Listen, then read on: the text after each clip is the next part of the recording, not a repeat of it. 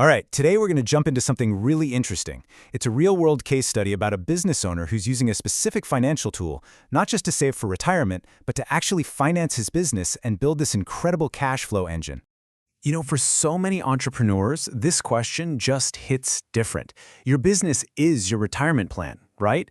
But that's a huge problem because all your money is tied up. You need it for growth, for inventory, for payroll, but you're also supposed to be saving it for your future. So what do?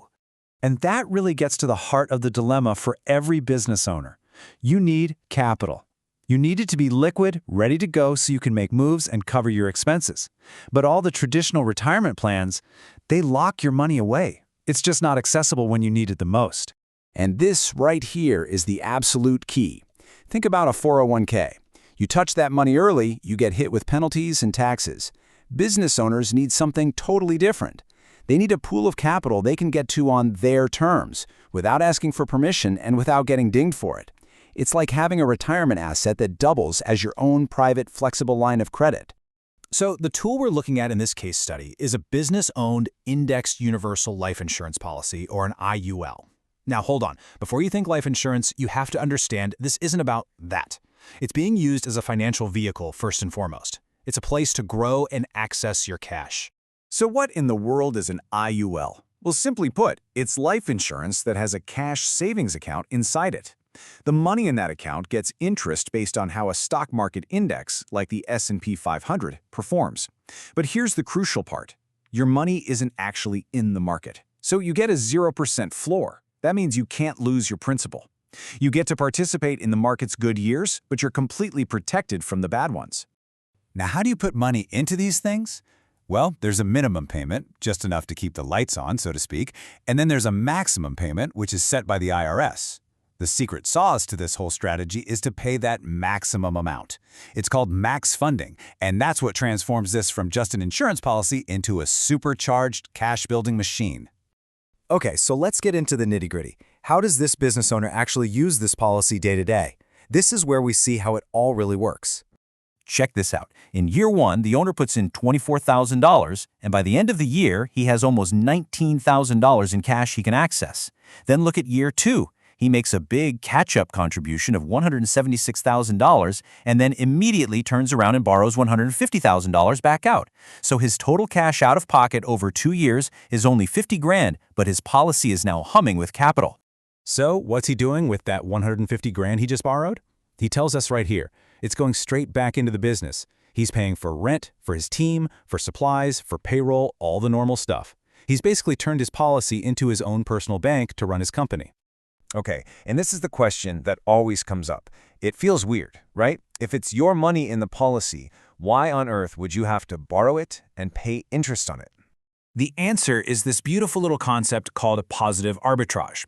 See, when you take a loan, your entire cash value stays put in the policy, still earning that sweet, uninterrupted compound interest. In this example, that's 6%. Meanwhile, the loan you took out has a lower interest rate, say 4.5%. You're literally earning more in your money than you're paying to borrow it. It's profitable to use the insurance company's money instead of your own. Now, of course, this isn't just magic. For that arbitrage to work, the interest you're earning has to be more than the internal costs of the policy. So it's super important to be transparent and look at how those costs and credits actually shake out. Okay, so on the one hand, you've got charges. There's a premium charge, the actual cost of the insurance itself, a policy fee for the first decade, and maybe some fees for extra benefits. But on the other side of the ledger, you've got the credits. You have the interest being credited from the index, and with this particular policy, after 10 years, he starts getting bonus interest credits, which really helps to cancel out some of those earlier costs. So the whole thing is designed for this one outcome. Yeah, in the early years, the costs are a bit higher, but over the long haul, the power of that compounding interest, plus those bonuses, they're designed to completely overwhelm the internal costs, and that's what leads to that massive, tax-advantaged growth in your cash value. But this strategy, it doesn't just stop with one policy. That's just level one.